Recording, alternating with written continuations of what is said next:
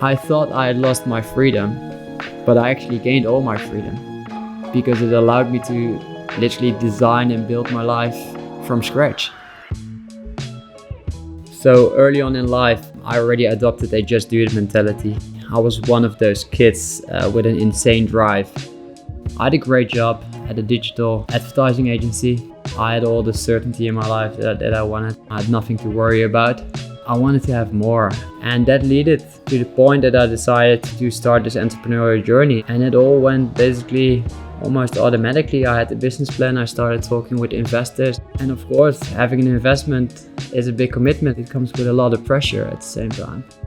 Well, at this time something happened in my life and that made a big impact. My best friend died actually. I thought I could overcome it like anything I did in my life. So I did.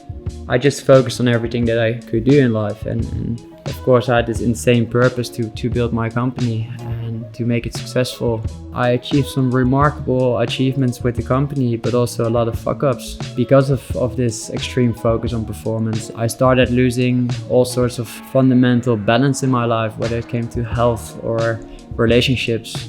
And then in 2017 I fell sick and I was in the hospital for 3 weeks in a bad and very dark state, because I knew from that point that my life would change forever.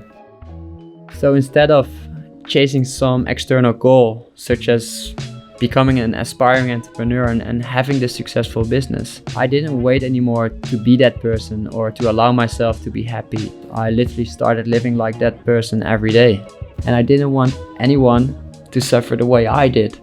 And so I started using the framework that I built for myself to create a life that I basically could fall in love with, that I enjoy living, whilst being the best performer.